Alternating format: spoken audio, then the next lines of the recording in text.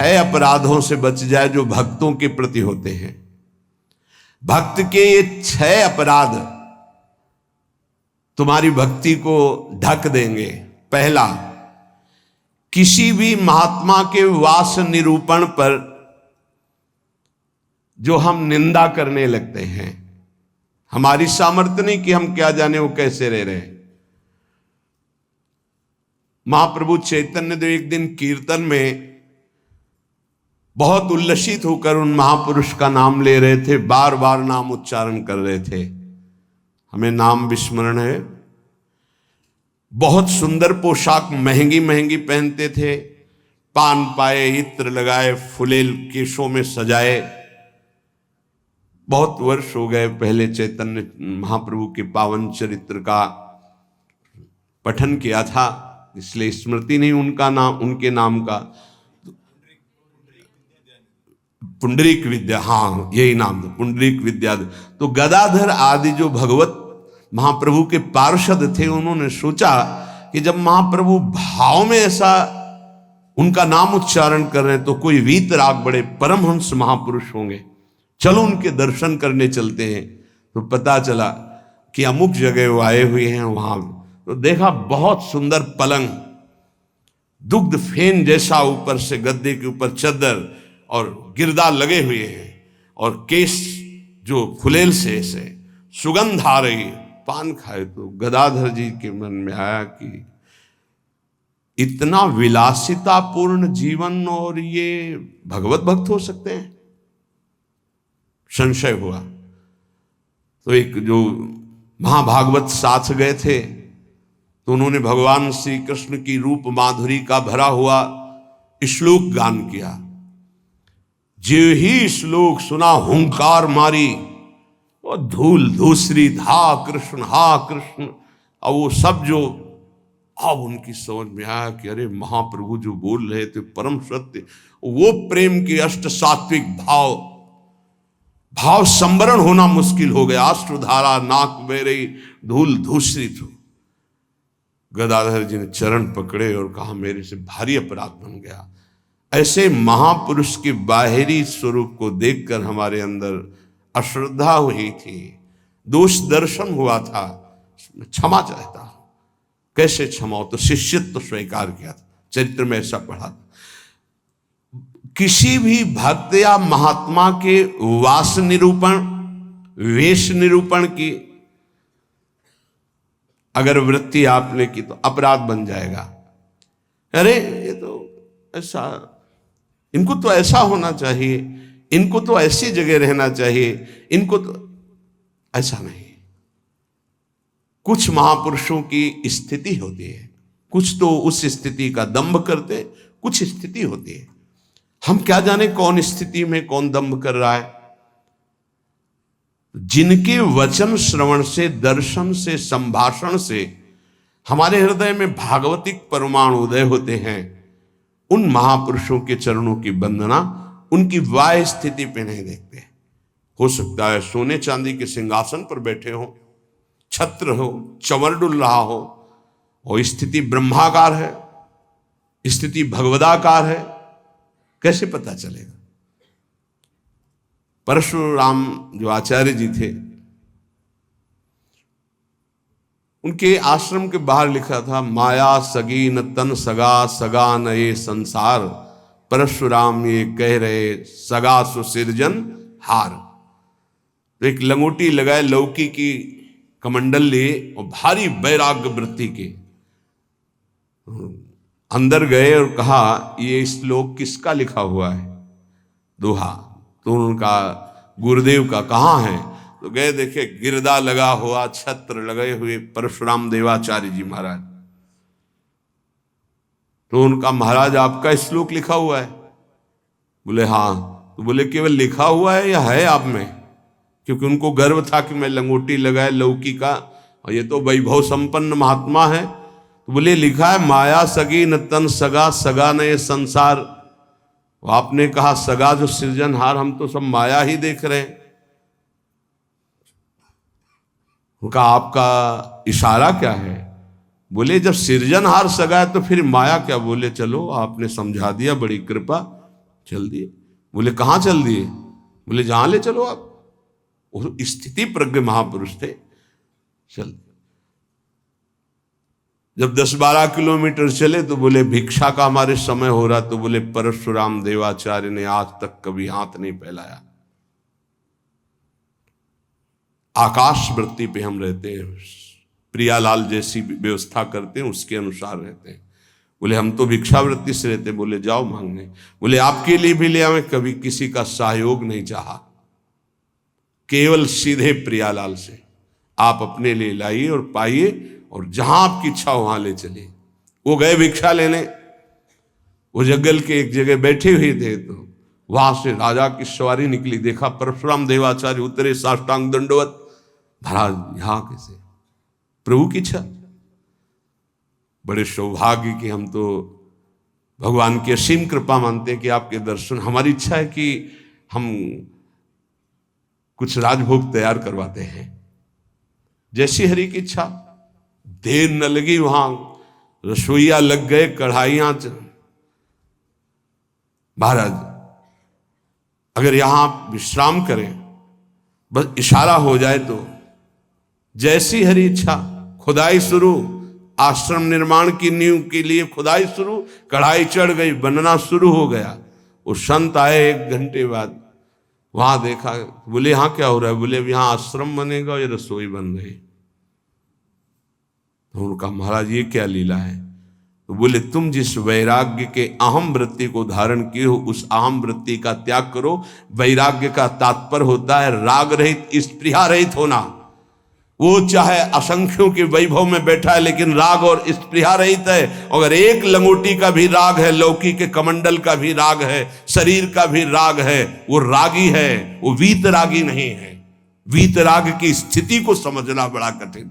दत्तात्रेय जी महाराज से यही पूछा कि आप कोई कर्म नहीं करते, कर्म ना करने वाले को विषय नहीं मिलता, और विषय सेवन ना करने से ऐसा स्वास्थ्य कैसे हो सकता है आपका?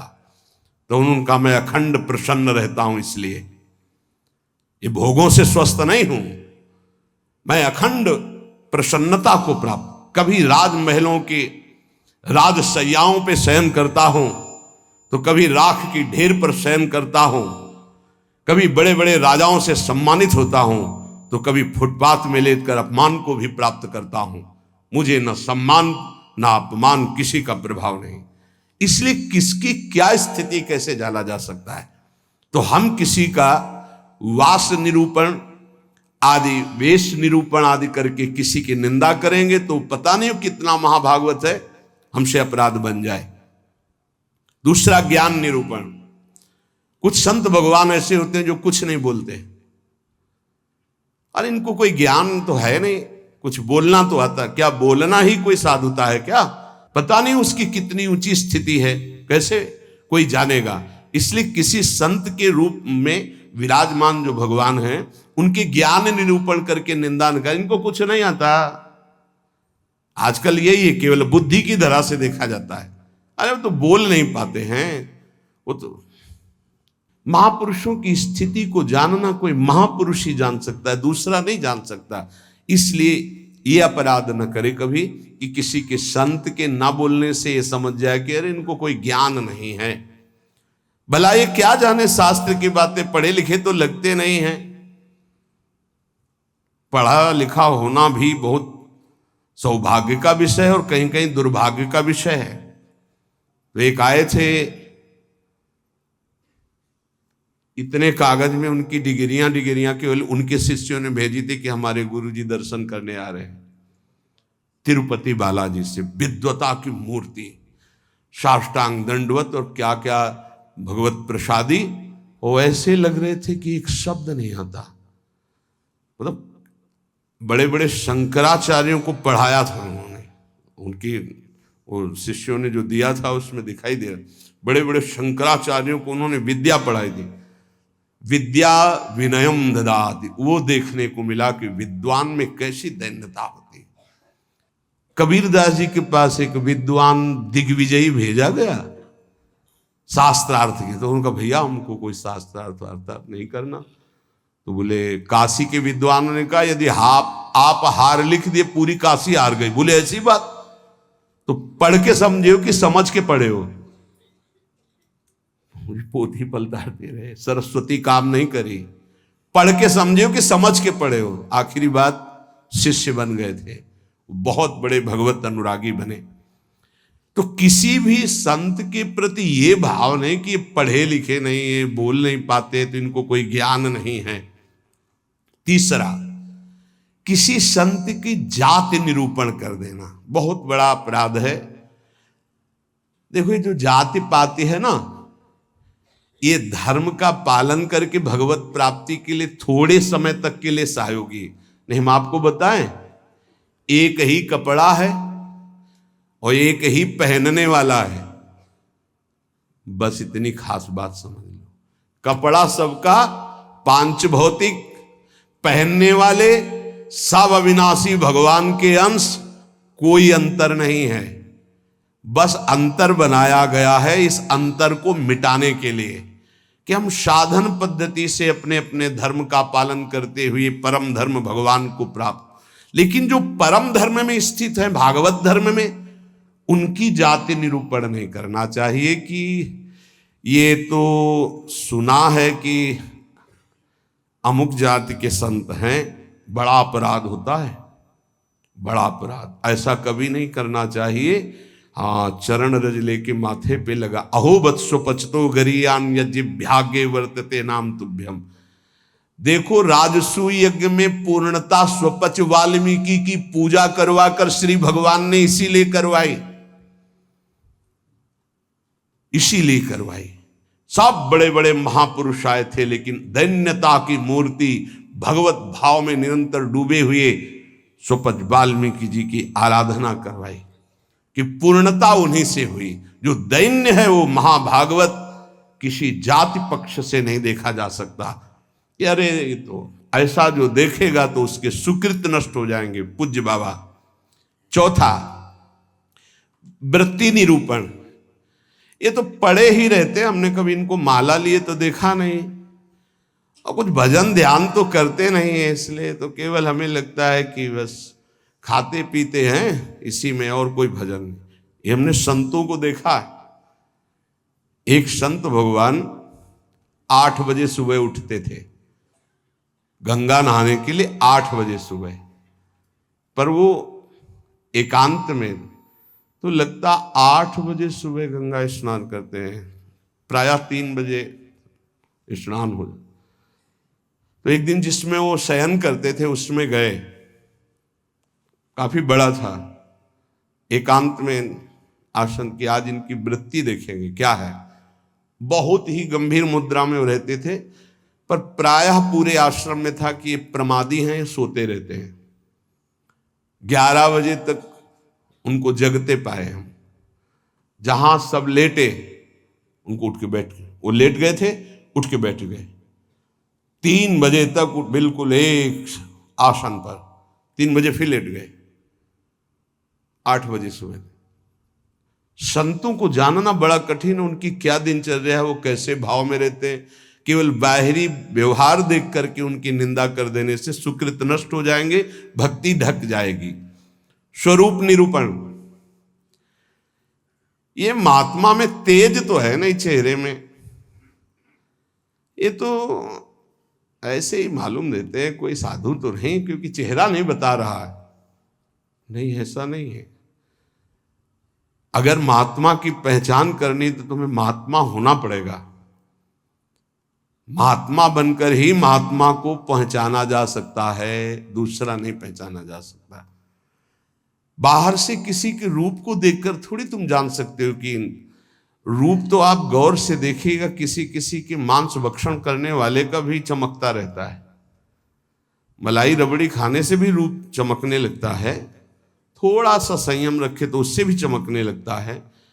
अब वो महात्मा किस कोटि का भजन कर रहे हैं, कोई रूप से थोड़ी महात्मा का लेना देना होता है। अब श्रीधर बाबा की छवि जब लगे तो आप देखना, लंगोटी है, हड्डी हड्डी दिखाई दे रही, गाल चिपकी हुई, आंखें धसी हुई। आपको पता है, खुद देखे हुए हैं कि 24 घंटे भजन में मगन।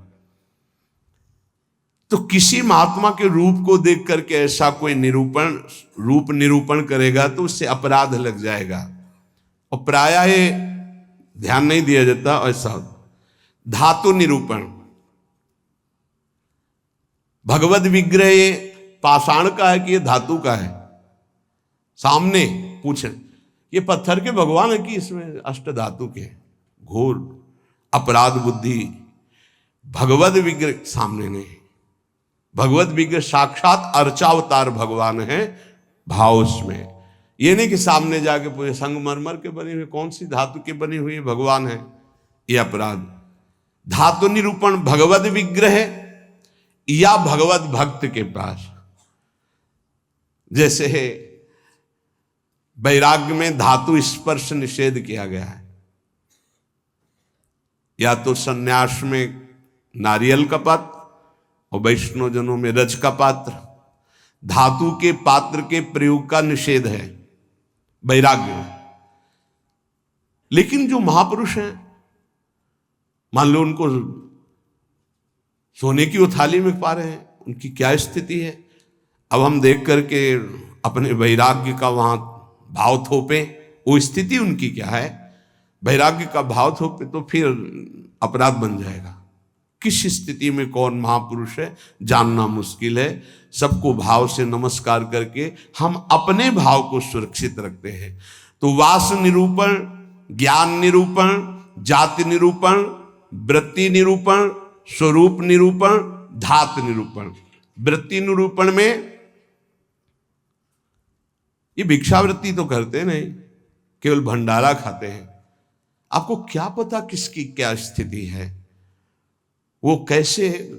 संतों की लीला भगवान जानते हैं या तो वो संत जना दे तो जानने में। अपने लोग इसकी परवाह करते हैं क्या? कहीं कौन से अपराध ऐसे बन जाते हैं जो हृदय को कठोर कर देते। इसलिए शांत। ब्रज में मुझे एक महात्मा मिले थे, उन्होंने मुझे कुछ उपदेश दिए, मैंने उड़िया भाषा में अपनी डायरी में लिखे थे। उन्होंने उपदेश दिए कि अगर ये आपके अंदर भाव आ जाएगा, लक्षण आ जाएंगे, तो आपको भगवान अपनी तरफ से आके दर्शन दे देंगे। बड़े महात्मा थे, तो बाबा ने उड़िया भाषा में अपनी डायरी में लिखा था, उसका हिंदी लिपि में यहां वर्णन है। पहला, भजन करते हुए अपने को सबसे दीन मानना। अपने आप भगवत साक्षात्कार हो जाएगा। भजन करते हुए अपने को सबसे दीन मानना, इससे कोई अपराध ही नहीं बनेगा, कोई अपराध नहीं बनेगा। लिख लेना चाहिए। भजन करते हुए साधक को अपने को सबसे दीन मानना, सबसे आदेश त्रणादपि सुनिचेन। दूसरा, किसी से भी कपट पूर्वक वार्ता व्यवहार ना करना। निष्कपट व्यवहार करने में क्या जाता है? अपने भगवत मार्ग के पथि के, चाहे गृहस्थी हो चाहे विरक्ति हो। कपट का मतलब होता है अंदर कुछ और है, बाहर आप कुछ और दिखा रहे हैं। ये नहीं होना चाहिए। जो अंदर वो सीधे बाहर, जो बाहर बोल रहे हैं वही आपके अंदर चलना चाहिए। मोहि कपट छल छिद्र न भावा, भगवान कहते हैं। तो कैसे दर्शन दे देंगे आप कपट पूर्वक व्यवहार करते? निष्कपट व्यवहार, कपट पूर्वक व्यवहार ना करना, ये दूसरा। तीसरा, अपनी जिह्वा से कभी असत्य भाषण ना बोलना। इसका बहुत नारायण स्वामी जी ने भी इस पर बहुत जोर दिया था कि जिस जिह्वा से नाम जप करते हो झूठ नहीं बोलना चाहिए, तभी नाम सिद्ध होगा। नाम तभी सिद्ध होगा। नाम सिद्ध होने का तात्पर्य बिना प्रयास के चले। ये सत्य भाषण भगवत स्वरूप है। सत्य बोलने से बढ़कर कोई पुण्य नहीं संसार में, और झूठ बोलने से बढ़कर पाप नहीं। नहीं असत्य सम पातक पुंजा। चौथा, जो तुम्हारे सामने आवे और तुमसे बात करे या दृश्य दिखाई दे, उसे तत्काल पहले मन से प्रणाम करो। बिना प्रयास के भगवत साक्षात्कार हो जाएगा। चराचर जगत में जो तुम्हारे सामने, जैसे कोई व्यक्ति आया है तो राधा वल्लभ लाल जी आपकी जय हो, अंदर से मेरे प्रभु अब बात करो। कोई भी कुछ भी, पहले प्रभु ये वस्तु पहले नहीं थी, प्रभु थे और ये बाद में नहीं रहेगी, प्रभु ही रहेंगे। तो वर्तमान में हम वस्तु के अंतर्गत प्रभु को देखते हैं। पांचवा, ना मेरा तन है, न मेरा मन है, न मेरा धन है, न मेरे प्राण है, ये मैंने सब कुछ प्रभु को समर्पित कर दिया। धैर्यपूर्वक देखिए। अब आपको क्या चिंता रह गई? जब तन प्रभु को दे दिया, मन प्रभु को दे दिया, अपना सर्वस्व प्रभु को दे दिया, तो बोले इसका फल क्या मिलेगा? ये यथा माम प्रपद्यन्ते तास तथैव भजाम्यहम्। प्रभु अपना सर्वस्व आपको दे देंगे, अनुभव में आ जाएगा। प्रभु अपने आप को दे देंगे। अति उदार करुणा वरुणालय प्रभु। अगर आप थोड़ा सा भी अपनापन करेंगे तो उनका थोड़ा सा अपनापन बहुत बड़ा होता है।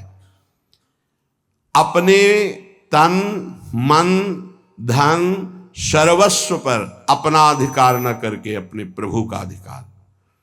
छठवां, एकमात्र पूर्ण श्रद्धा अपने आराध्य देव में, मेरी लाडली, मेरे प्रियालाल। सातवां, सदैव पराधीन रहना। अगर गुरुदेव के अधीन हो, इष्ट देव के अधीन हो, तो माया तुम्हें अधीन नहीं कर पाएगी। अगर इष्ट देव और गुरुदेव की अधीनता स्वीकार नहीं करोगे तो माया अधीन कर लेगी। हमेशा अपने को पराधीन देखना कि मैं स्वतंत्र नहीं हूं, ये तन मन प्राण इष्ट देव गुरुदेव को समर्पित है, मैं वही करूंगा जो आज्ञा कर रहे हैं, उनके विपरीत नहीं कर सकता। अब आप देखो, विपरीत करते हो कि आपको याद आता है कि मेरा शरीर गुरुदेव की धरोहर है, मैं इसके द्वारा कोई अनाचार दुराचार कोई गलत चेष्टा, मेरा मन गुरुदेव की धरोहर है, इष्ट देव की धरोहर है, इससे हम गलत चिंतन नहीं कर सकते। मेरा धन गुरुदेव की धरोहर, इससे हम गलत व्यवहार नहीं कर सकते। मेरे प्राण गुरुदेव को समर्पित, इसलिए हर श्वास मंत्र जपेंगे, बिना बुलाए भगवान दर्शन दे जाएंगे। आठवां, आराध्य देव के सिवा अपना कोई नहीं है, ये हृदय में बैठा लेना। अपने वास्तविक है तो आराध्य देव ही अपने हैं। नवां, अपने आराध्य देव के अनन्य चिंतन के सिवा और कोई चिंतन ना होने पावे। दसवां, अपने आराध्य देव से जो गुरुदेव ने संबंध दिया है, हर समय उसकी स्मृति रहना। क्या रहती स्मृति? मैं श्री जी की सखी हूं, दासी हूं, उनकी परिचर्या में हमारा जीवन समर्पित है, मैं उनकी दासी हूं। कभी सोचते हो आप? सोचो, तुम्हारा संबंध हो चुका है। कोई ऐसे नहीं कि तुम्हें केवल सोचना ही है, तुम्हारा संबंध हो चुका है, तुम्हारा पाणी ग्रहण हो चुका है। श्री जी ने तुम्हारे पाणी को स्वीकार कर लिया, ग्रहण कर लिया है। उसके साक्षी हैं गुरुदेव। गुरुदेव ने पाणी ग्रहण कराया है, प्रिया प्रीतम को हमारा हाथ पकड़ा दिया है। हम अपने संबंध, दसवां है, अपने संबंध को हर समय अपनी स्मृति, मैं प्रियालाल की हूं, मैं प्रियालाल की हूं, मैं प्रिय सखी हूं लाडली जू की। ये 10 भाव रखो। अब जैसे हमारे अपना भाव बताया, तो जो दास है वो दास भाव को देखे, जो सखा है वो सखा भाव को देखे, जो गोपी गोपी भाव को देखे। अपने स्वरूप को संबंध से चिंतन करना। हमारा स्वरूप क्या है? सहचरी बपू, मैं श्री जी की निज दासी हूं। कई बार दिन में आता है आप लोगों के? कितनी बार सोचते हैं हम? जबकि यहां हर चेष्टा करते हुए उसी भाव में रहना है। अगर ये 10 भाव हृदय में आ गए तो कह रहे हैं किसी भी तीर्थ में जाओ या ना जाओ, कोई और साधन करो ना करो, तुम्हें भगवत साक्षात्कार हो जाएगा। पहला, फिर सुन लीजिए, अपने को भजन करते हुए सबसे दीन मानना, किसी के साथ भी कपट का व्यवहार न रखना, सदैव सत्य भाषण बोलना, चराचर जगत का कोई भी वस्तु व्यक्ति सामने आवे अपने प्रभु का भाव करना, अपने तन मन धन प्राण सर्वस्व को अर्पण कर देना, मेरा अधिकार नहीं, नाथ सकल संपदा तुम्हारी, मैं सेवक समेत सुत नारी। अर्पण का मतलब ये होता है भाव। छठवां, अपने आराध्य देव में ही पूर्ण श्रद्धा समर्पित हो जाना। सातवां, पराधीन रहना इष्ट के, गुरुदेव के। आठवां, आराध्य देव के ही अनन्य चिंतन में लगना, आराध्य देव के सिवा कहीं अपनापन न होना। नवां, चिंतन करते करते तन्मय स्थिति आ जाए तब उसे सही माने में चिंतन कहा जाता है। सामने ललित त्रिभंगी लालजू और प्रियाजू की बाह श्री लालजू के गले में है। मनोमृणाल भूषण भूषित भुज श्यामंश पर डाली, दिखाई दे रहा है। अब हमारा चिंतन चल रहा है, गाढ़ चिंतन, युगल सरकार चिंतन, इसे कहते हैं अनन्य चिंतन। अभी आंख खोले हुए भी वही है, मूंदे हुए भी वही है, सेवा करते हुए भी वही है, एकांत में बैठते हुए कहां हो, जरा देखो स्थिति कहां है। यदि आप किसी भी तीर्थ का अवगाहन करते हुए 10 बातें आप में नहीं हैं तो उसका फल आप ग्रहण नहीं कर पाएंगे, क्योंकि अपराध कोई ना कोई बन जाएगा। हम आपसे सत्य कहते हैं कि कल्याण आपके चिंतन से होगा, इन बातों को स्वीकार करने से होगा, भागने से नहीं होगा कि हम यहां चले जाएं, हम वहां चले जाएं तो कल्याण हो जाएगा। अगर आपका आंतरिक चिंतन इन बातों में है तो आपके अंदर वो सामर्थ्य जागृत हो जाएगी कि आप प्रभु को देख सकते हैं। इसलिए जो सत्संग है उसे बार बार सुना जाए, उसका मनन किया जाए और अपने हृदय में धारण किया जाए तो हमारा इसी जन्म में अंतिम जन्म माना जाएगा और भगवत साक्षात्कार हो जाएगा। जहाँ तक गुरु कृपा से प्रयास है, कथन श्रवण करके यही प्रयास है कि संसार की असत वृत्तियां छूटें और भगवत प्राप्ति हो जाए, हमें भी आप सबको भी। जिनको ये नहीं चाहिए तो भूल मत करना, यहां कुछ लाभ नहीं मिल पाएगा, यहां नहीं मिल पाएगा। यहां लाभ अगर मिल पाना है तो एकमात्र अध्यात्म का लाभ मिल सकता है।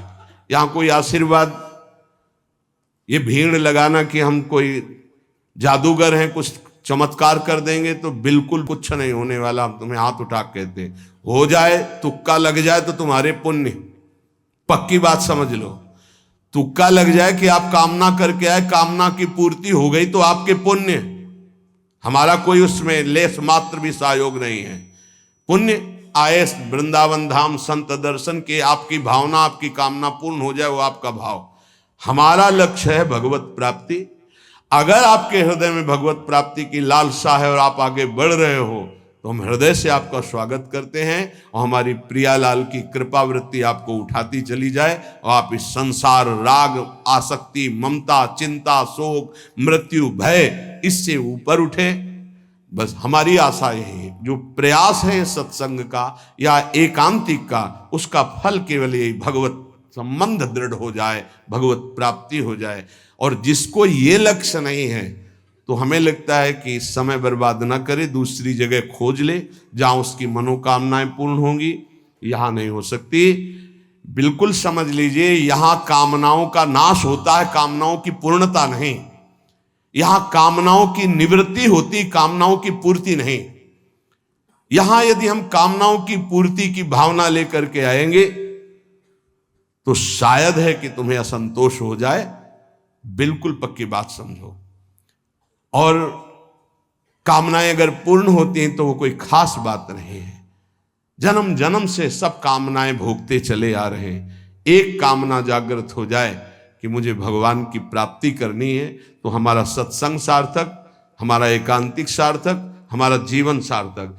इस संसार का नाम मृत्युलोक है, यहां सबको मरना है। सीधी बात सुनो, मरना है, आज नहीं तो कल, कल नहीं तो परसों, चाहे बीते बरसों, अंतिम परिणाम शरीर छूटना है। जब शरीर छूटना है तो सब कुछ छूटना है। तो इसलिए हम इसका महत्व नहीं रखते। दुख सुख भोग कर समय काट लो, राधा राधा राधा बोलो और जन्म जन्मांतरों के पापों का नाश करके परमानंद में निमग्न हो जाओ। हमारा लक्ष्य यही है। आज बनावटपन बहुत पसंद किया जाता है। आज मधुर वचनों के द्वारा तुम्हारी कामनाओं की पूर्ति के वादे बहुत पसंद किए जाते हैं। वो यहां नहीं है, नहीं होगा। वृंदावन की भूमि से कह रहे हैं, यदि आपका लक्ष्य भगवत प्राप्ति नहीं है तो यहां आना आपका, हमारे पास आना यहां व्यर्थ माना जाएगा।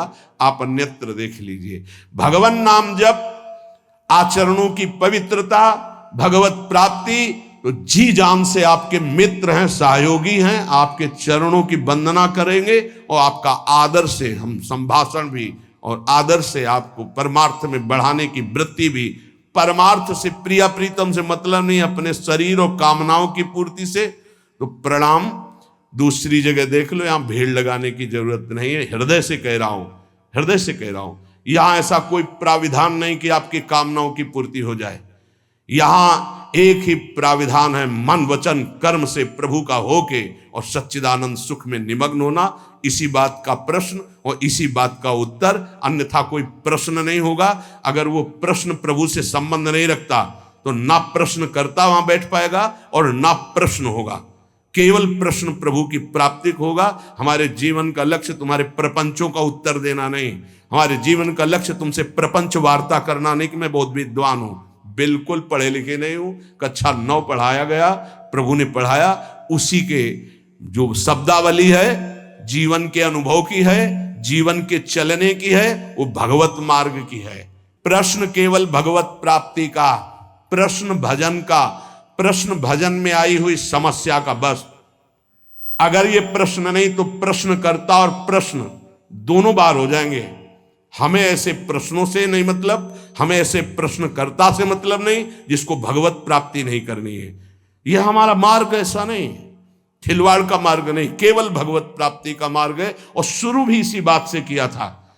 जो बात अभी निकल गई, अगर वो टेप हो गई और हजारों बार हजारों लोगों को सुनने में आएगा तो उनका मंगल होगा। बस इस बात से अब वो एक अलग रूप होता चला जा रहा है। फालतू के जो प्रश्न जिनका हमसे, हमारे भागवतिक मार्ग से कोई संबंध नहीं है, ऐसे प्रश्न ना हम सुनेंगे ना ऐसे का उत्तर दे पाएंगे। हमारी क्षमता नहीं है, क्योंकि हमारे केवल प्रियालाल भगवत प्राप्ति की वार्ता, अन्यथा मौन श्रवणेन्द्रिय बंद। क्योंकि बहुत कम समय जीवन का बचा है जो प्रियालाल में जाए, हमारा भी और आपका भी। पता नहीं है कौन सी श्वास आखिरी हो। व्यर्थ के प्रपंच में समय नष्ट करना यह बर्दाश्त नहीं। इसलिए भगवत प्राप्ति के मार्ग में चलने वाले उपासकों का स्वागत है। जो हृदय में है, जो गुरुदेव प्रताप है, उसमें साझा है आपका। यदि भगवत प्राप्ति नहीं तो राधा वल्लभ श्री हरिवंश, भीड़ लगाने की जरूरत नहीं। हम अयोग्य हैं, हम आपकी कामना पूर्ण नहीं कर सकते, हम आपके प्रपंचों का उत्तर देने लायक नहीं हैं। आप कहीं और स्थान देख लीजिए। श्री राधा वल्लभ लाल की।